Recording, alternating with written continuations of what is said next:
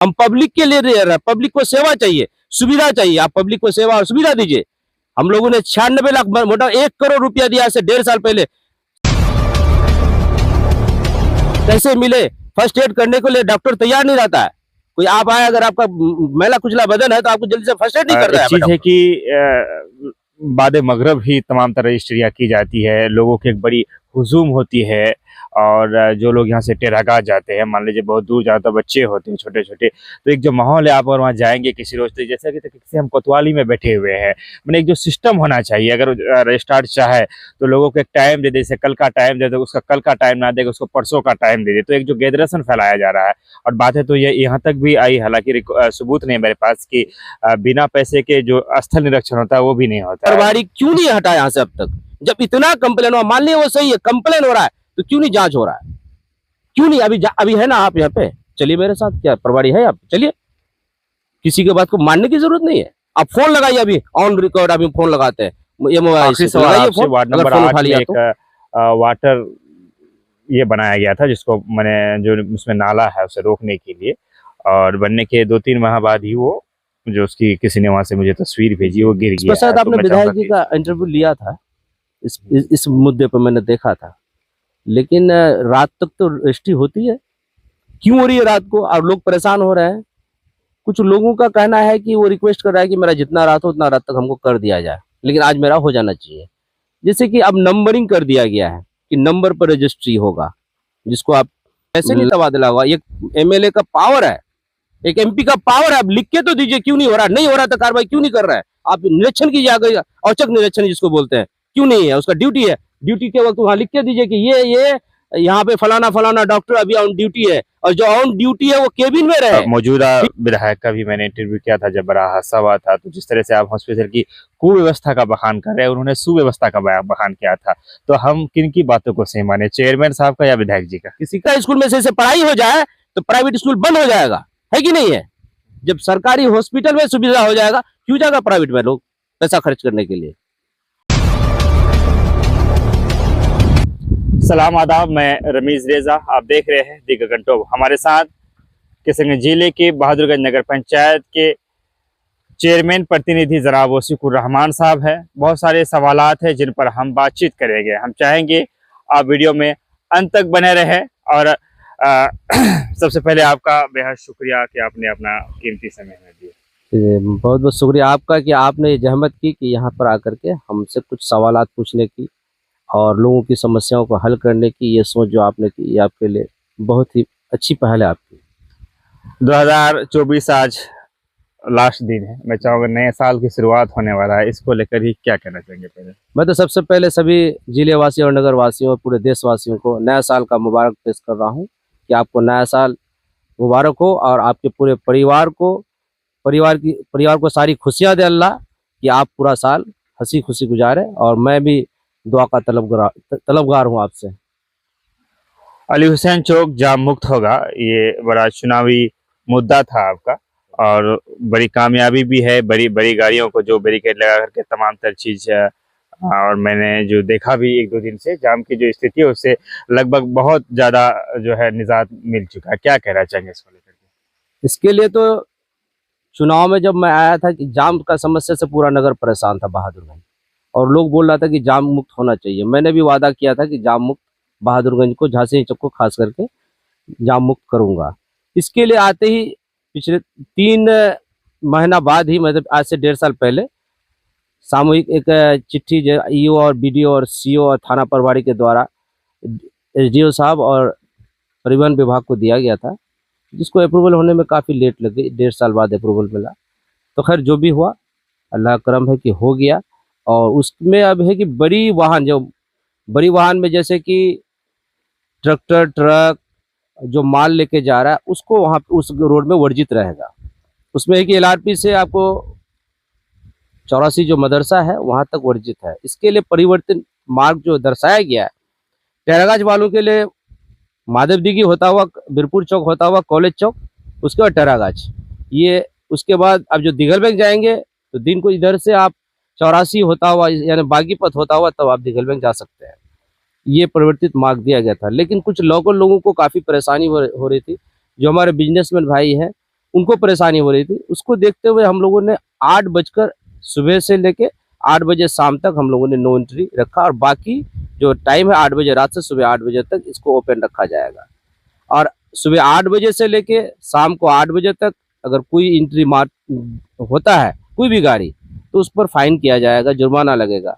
मैं नहीं चाहता हूं कि कोई भी आदमी को जुर्माना लगे, और जो नियम है जो हमने बता दिया, जो मैं अभी आपको बता रहा हूं, इस मैसेज को आप ज़्यादा से ज़्यादा देखिएगा और सबको पहुंचाइएगा कि यातायात के नियमों का पालन करें।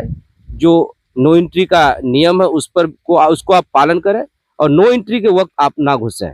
और पब्लिक को सुविधा के लिए किया गया है, ये पब्लिक की सुविधा के लिए, आप भी पब्लिक को सुविधा दीजिए और पब्लिक आपको कोऑपरेट करेगा। इस नो एंट्री गेट से पब्लिक काफ़ी खुश है कि अब भीड़ कम होगी, लेकिन कभी कभी 2-4 दिन देखे कि कोई गाड़ी नई जानकारी होने की वजह से घुसा दिया, या फिर जानबूझ के घुसाया, तो उस पर फाइन भी लगा। अभी 1000 शुरुआत में, एक पहली गाड़ी अगर जाएगा तो 1000 फाइन होगा, वो दो बार जाएगा 3000 फाइन है, और तीसरा बार पकड़ा गया तो 5000 का फाइन 1 महीने के बाद सब गाड़ी को नो एंट्री पे 5000 का फाइन होगा। ये हमारा रूल है। दूसरा है कि अनाउंस भी कर देंगे, लोकल लोग इसको जान जाएंगे। और मैं सभी नगर वासियों से, जितने भी लोग बहादुर आते जाते हैं, ये कहना चाहूँगा कि नए साल में आप सुरक्षित रहें, रोड का नियमों का पालन करें, ट्रैफिक नियमों का पालन करें। झांसी चौक में जब भी आते हैं बाएं होके मुड़िए, अपने बाएं साइड से मुड़िए। कभी कभी कोई गाड़ी वाला, कार वाला, कितना मैं ट्रैफिक में खड़ा रहा पिछले 7-8 दिन से, रात दिन एक करके झांसी चौक में और कॉलेज चौक में हम लोग काम कर रहे हैं। तो वहाँ पे देखा कि वो रूल का कोई फॉलो नहीं करते ट्रैफिक का। बहुत लोग, मतलब ज़्यादातर करते हैं, कुछ लोग नहीं करते हैं। कुछ लोग कहते हैं मैं इधर ही से जाऊँगा, तो उसको चालान काटना पड़ता है, फिर वो समझाना पड़ता है। ये नौबत नहीं आनी चाहिए कि आप खुद एक पढ़े लिखे लोग हैं, समझदार लोग हैं, ट्रैफिक नियमों का पालन करें।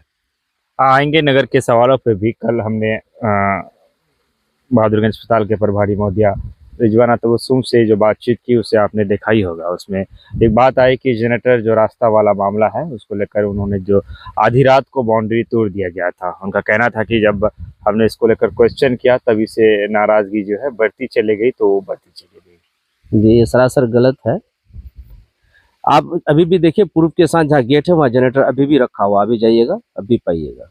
जब नगर पंचायत का मेन गेट वो हुआ करता था, तो वहाँ उस वक्त हॉस्पिटल की बिल्डिंग वहाँ नहीं थी। बिल्डिंगें उत्तर जानिब थी, जहाँ पे अभी बिल्डिंग अभी बनने जा रहा है, जो पुरानी बिल्डिंग में हॉस्पिटल थी। तो यहाँ पे हॉस्पिटल का मेन गेट था, जिस वक्त यहाँ पे वो प्रभारी नहीं आई थी, तो उस गेट को जानबूझ के उस वक्त रख दिया। उस समय में नगर में कौन था नहीं था ये नहीं कह सकते, उस वक्त उसको ऑब्जेक्शन करना था। लेकिन मेरे आने के बाद सब कुछ हमसे एक्सपेक्टेशन में ये था, उम्मीद करता था कि ये हटवा देंगे। जब मैं हटवाने के लिए वो कहा गया तो बोला नहीं, तो ऑलरेडी पहले से रखा हुआ और फिक्स किया हुआ है, वही घर भी बना दिया गया। तो अब किसी भी प्रॉपर्टी, सरकारी प्रॉपर्टी को अगर हम जबरदस्ती हटाते हैं, कुछ करते हैं, तो उसमें फिर बात दूसरी हो जाती है। तो हमने कहा हटाने के लिए नहीं हटाया गया, तो खैर जाने दीजिए। और वो प्रॉपर्टी जो है, जमीन का वो जमीन जो है वो ना हॉस्पिटल की नहीं है, वो जमीन खतियान में, ये आपको जिला का जमीन है, जो कि आपका ठाकुरगंज का जो पूर्व चेयरमैन हुआ करते थे, उन्होंने जब केस किया था, तो हाई कोर्ट का डिसीजन आया कि जितनी भी नगर के अंदर में प्रॉपर्टी है जिला की, वो नगर का स्वतः हो जाएगा।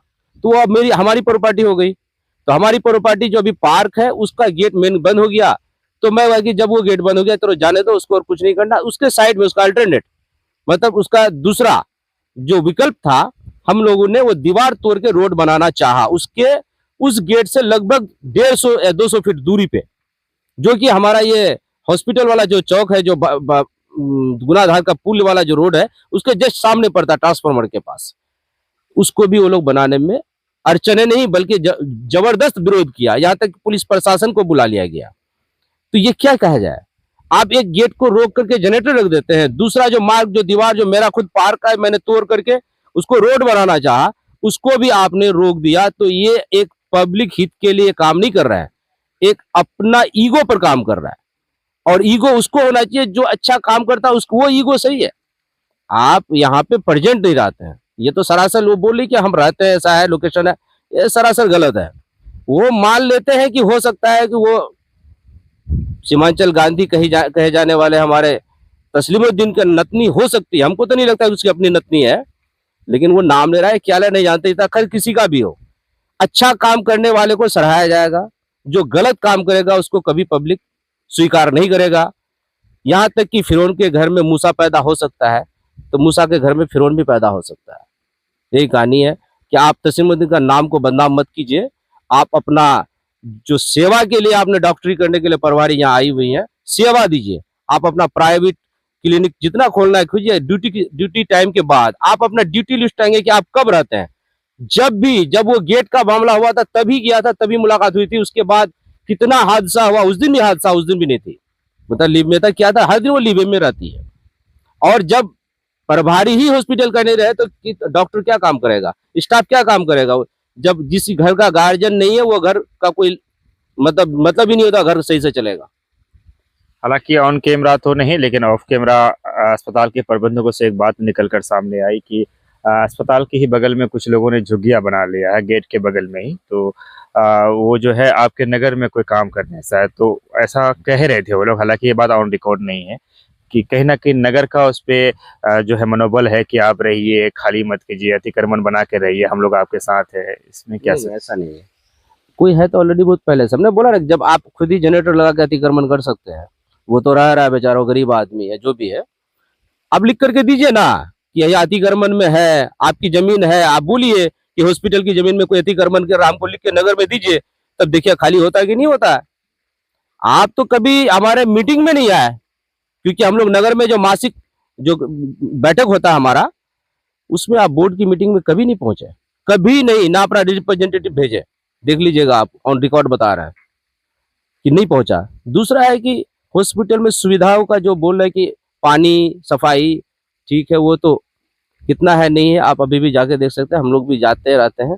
लेकिन हॉस्पिटल में जो मूल सुविधा होनी चाहिए कि हॉस्पिटल में आपका यूजीसी नहीं है, मतलब अल्ट्रासाउंड क्यों नहीं है? इतना बड़ा 3.5 लाख की आबादी बाधित को कवर करती है, क्यों नहीं है? ये जानबूझ के ऐसा किया जा रहा है। ये चाहे वो कर रहे हो या आपको जिला स्वास्थ्य समिति कर रही हो। अब 3.5 लाख की आबादी बाधित कवर करती है, वो जाएगा आपको किशनगंज अल्ट्रासाउंड करने के लिए, और किशनगंज जाने के लिए कितना ट्रैफिक है, जब तक पेशेंट मर जाएगा। तो अल्ट्रासाउंड की पहले जरूरत है, ना कि कोई बिल्डिंग की जरूरत है। बिल्डिंग में कहाँ रहेगा? जब पेशेंट यहाँ आप रिफर कर देता है तो बिल्डिंग बनाने की जरूरत क्या है भाई? बिल्डिंग वहां बनाया जाता है जहाँ हॉस्पिटल में आदमी रहता हो, पेशेंट रहता हो। अब तो डायरेक्ट रिफर कर देते हैं। तो बिल्डिंग का बहुत काम हो रहा है, क्योंकि बिल्डिंगों से उन लोगों को फायदा होता है, अपना पॉकेट गर्म होता है। पदाधिकारियों को, बड़े अधिकारियों को बिल्डिंग बनता है, यूसीजी से पब्लिक को फायदा, वो नहीं लगाएगा ना। अल्टरनेट डे अल्ट्रासाउंड हो रहा है, क्या पेशेंट अल्टरनेट डे जानबूझ के अपना एक्सीडेंट करवा के आएगा कि आज नहीं करना एक्सीडेंट, कल करना है? डेली होना चाहिए, 24 घंटा होना चाहिए।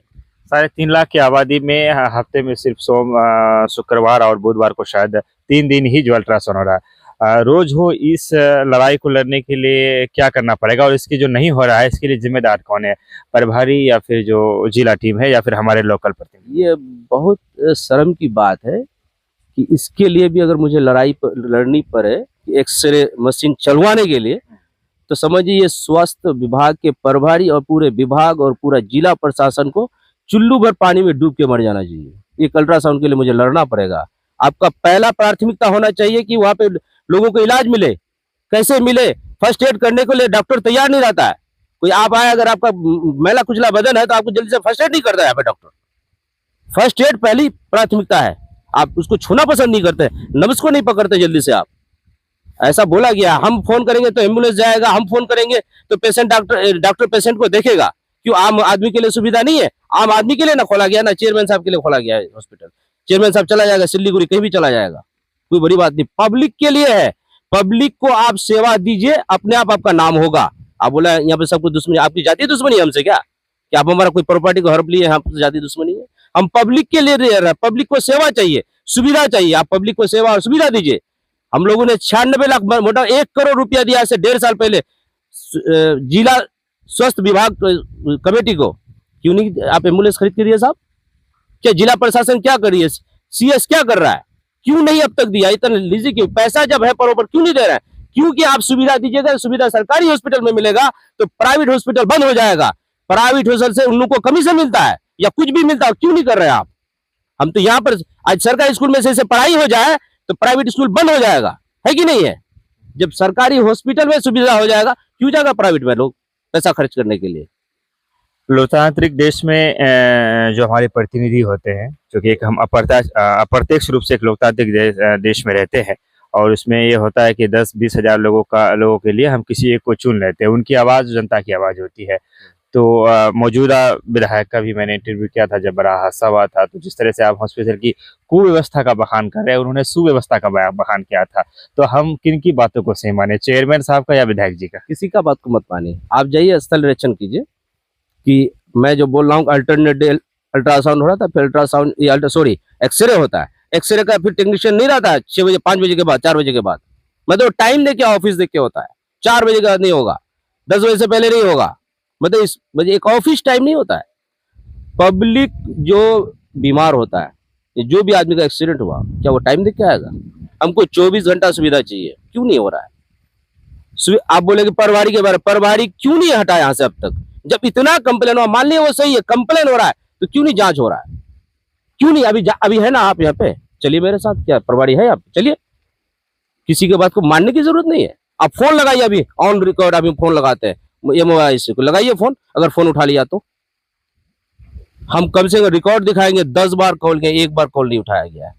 छोड़िए हमारी बात, हो सकता है हमसे उसका कोई टेंशन हो, लेकिन पब्लिक को बोलिए कि को लगाने के एमआईसी को फोन लगाते। पंचायत समिति की बैठक में भी जो पंचायत जनप्रतिनिधि बातें जी, बहुत अच्छी पहल है, होनी चाहिए। प्रतिनिधि लोग बात उठा रहे हैं, जो ऊपर है, विधायक है, एमपी है, इन लोगों को इस पर संज्ञान लेनी चाहिए। इन लोगों को तुरंत अपना लेटर में लिख के दीजिए। कैसे नहीं तबादला हुआ? एक एमएलए का पावर है, एक एमपी का पावर है, आप लिख के तो दीजिए। क्यों नहीं हो रहा? नहीं हो रहा तो कार्रवाई क्यों नहीं कर रहा है? आप निरीक्षण कीजिए, औचक निरीक्षण जिसको बोलते हैं, क्यों नहीं है? उसका ड्यूटी है, ड्यूटी के वक्त वहां लिख के दीजिए कि ये यहाँ पे फलाना डॉक्टर अभी ऑन ड्यूटी है, और जो ऑन ड्यूटी है वो केबिन में रहे। ठीक है, बाथरूम जाना, वॉशरूम जाना, फ्रेश आना, वो 5 मिनट की अलग बात है, लेकिन आप वहां रहते ही नहीं। एक जो स्वीपर है वो आपका ड्रेसर है, जो हर वक्त नशे में रहता है, वो आपको नशा कर करके वो आपको बंडेज कर रहा है। जो जो ज्वाइंट है ना, दिखाएंगे आपको ज्वाइंट, ये ज्वाइंट को ऐसे करके होना चाहिए, तो ये ज्वाइंट ऐसे ऊपर करके मार दिया उस बेटा का। ये तो नशा की हालत में जो ड्रेसिंग करेगा वो क्या करेगा?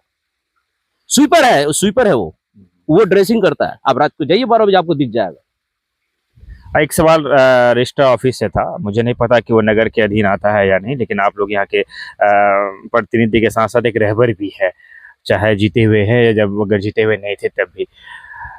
एक चीज़ है कि बाद मगरब ही तमाम तरह रजिस्ट्रियाँ की जाती है, लोगों की एक बड़ी हुजूम होती है, और जो लोग यहाँ से टेरागा जाते हैं, मान लीजिए बहुत दूर जाते बच्चे होते हैं छोटे छोटे, तो एक जो माहौल है, आप और वहाँ जाएंगे किसी रोज, जैसे कि किसी हम कोतवाली में बैठे हुए हैं, मैंने एक जो सिस्टम होना चाहिए, अगर रजिस्ट्रार चाहे तो लोगों को एक टाइम दे दे, जैसे कल का टाइम दे दे, उसका कल का टाइम ना देगा, उसको परसों का टाइम दे दे, तो एक जो गैदरेशन फैलाया जा रहा है।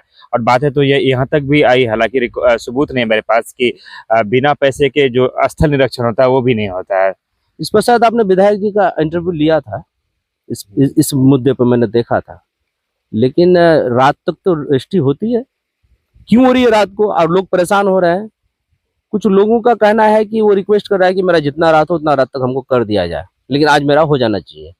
जैसे कि अब नंबरिंग कर दिया गया है कि नंबर पर रजिस्ट्री होगा, जिसको आप मतलब क्यू में आना कहते हैं कि 1 नंबर टोकन दिया जाता है, टोकन पर रजिस्ट्री हो रहा है। जब मैंने पता किया, कुछ लोगों का कहना है कि नहीं, हम कल नहीं आ पाएंगे, आ जाए तो आज मेरा रजिस्ट्री होना है। रजिस्ट्री करने में प्रक्रिया में जैसे कि एक दिन में कितना कैपेसिटी होगा, 50 कर सकते हैं या 40 कर सकते हैं। अगर 100 आ जाता है तो उसको दूसरा दिन दीजिए। तो मैं यही रजिस्ट्रार साहब से भी बात करूंगा भी कि अगर ज्यादा रात हो रहा है, लोगों को पब्लिक को दिक्कत हो रही है, तो एक दिन का आप जो है 40 अगर कर रहे हैं, 50 कर रहे हैं, तो आप 30 कीजिए, लेकिन लोगों को इतना भीड़ मत इकट्ठा कीजिए। रात को दिक्कत हो रही है या और ये कि बिना किसी वजह के उसको दौड़ाए नहीं। अगर ऐसी बात है, कोई अगर मुझे कंप्लेन करता है तो मैं रजिस्ट्रार साहब से डायरेक्ट बात करूंगा। वो मेरा नगर के अधीन में है, तो नगर का सारा फैसिलिटी जो अभी हमने कम्युनिटी, वहाँ पे हॉल, वेटिंग हॉल, शौचालय, जितना है फैसिलिटी हम लोगों ने, ये अभी ऑफिस का जो आपका देखे होंगे कि ऑफिस अभी बिल्कुल चकाचक लग रहा है, ये हम लोग सबको ने मिल के किया है। ये नगर का व्यवस्था है। कुछ दिन पहले आप लोगों ने एक प्रोग्राम किया, जो एक अच्छी बात रही कि लोगों को अपने घर की चाबियां, और बड़े तादाद में लोग, तादाद क्या था भी 800 समथिंग, क्या कहना चाहेंगे उसको लेकर? ये चाबियां पहले इस तरह से आपने कभी प्रोग्राम देखा नहीं होगा हमारे आने से पहले। अब तक हम लोगों ने 2 साल में 2 बार कैंप लगा दिया, 1 साल में 1 कैंप, लेकिन हर दिन करना चाहिए, इतना वक्त और इतना कैंप लगाने में खर्चे भी होते हैं, केज लगाने में वक्त भी लगता है, बहुत सारा एनर्जी भी लगता है। तो एक साल में एक बार क्या है कि हम लोगों ने जैसे इस बार 850 लाभुकों को उसकी कुंजी उसके हाथ में दिया कि अपना आप ले लीजिए, आप पेमेंट आपका कंप्लीट हो गया है। इसी तरह हर साल हम लोग लगाते हैं और इस तरह का व्यवस्था पहले नहीं था। पहले लोग क्या करते, किसको मिला नहीं मिला कोई जानकारी नहीं होती थी। अभी लोगों को मैं ये कह रहा हूँ कि आपको कोई भी प्रॉब्लम हो आवाज संबंधित, आप हमसे डायरेक्ट बात कीजिए। आपकी बात कोई अगर नहीं सुनता है, कोई आपसे दलाली मांगता है, कोई कुछ मांगता है, तो आप डायरेक्ट बेझिझक मेरे पास आइए। आपका सारा जांच करवा करके आप अगर जेन्युइन है तो आपको 1 रुपया खर्चा नहीं लगेगा। कुछ लोग हैं कि उनके पास पक्का ऑलरेडी है, या वो ये नहीं है, कुछ तरह से छिपाने की कोशिश कर रहा है। उस तरह के लोगों को थोड़ा दिक्कतें होती है, तो उसको होना चाहिए, हो रहा है। और जो जेन्युइन है, अगर जेन्युइन है तो आइए मेरे पास। 1 रुपया अगर कोई लेगा, ये मांग रहा है, तो आप हमको बताइए, हम उस पर कार्रवाई करेंगे। आखिरी सवाल आपसे, वार्ड नंबर 8 में एक वाटर ये बनाया गया था, जिसको मैंने जो उसमें नाला है उसे रोकने के लिए, और बनने के 2-3 माह बाद ही वो जो उसकी किसी ने वहां से मुझे तस्वीर भेजी वो गिर गया है। तो मैं चाहूंगा कि ये बड़ी दुख की बात है, क्योंकि वो नदी है, नदी पर उसको प्रोटेक्शन वाल कहा जाता है। उसको प्रोटेक्शन वाल है कि पानी के बहाव को रोकने के लिए ही बनाया जाता है। जो बनाया गया था तो पानी का बहाव कुछ ज्यादा ही हो गया होगा, जिसकी वजह से नीचे की मिट्टी खिसक गई और वो दीवार करेक्ट कर गया, करेक्ट करके नीचे चला गया, गिरी नहीं, करेक्ट कर गया। उसको फिर अभी दिखवाया गया है, जिस समय तक ने काम किया है उसका पेमेंट भी रोका हुआ है, और वो काम करके जब ओके करेगा तब जा करके उसको पेमेंट मिलेगा। नववर्ष के मौके पर आखिरी में क्या संदेश देना चाहेंगे बहादुरगंज विधानसभा सहित पूरे जिला वासियों के लिए? वसीकुर रहमान साहब का क्या एक संक्षेप में क्या मैसेज रहेगा? आने वाला 2025 आप सभी के परिवार को खुशियों भरा हो, और मैं आपसे दुआ का तलबगार भी हूं, और आप सभी हमको नगर को सहयोग करें बहादुर को स्वच्छ रखने के लिए। मैं भी आपके साथ 24 घंटा खड़ा हूं। बहुत बहुत शुक्रिया वसीकुर रहमान साहब, आपने हमें अपना बहुमूल्य वक्त दिया। हम विदा लेना चाहेंगे आपसे। नव वर्ष आपकी जिंदगी में खुशियां लेकर आए। शायद ये वीडियो जब आप तक शायद ये वीडियो जब आप देख रहे होंगे तो आप नए साल में प्रवेश कर चुके होंगे। 2025 में आप एंजॉय करें। अल्लाह आपके जीवन को खुशियों से भर दे। विदा लेते हैं आपसे। धन्यवाद, शुक्रिया, आदाब।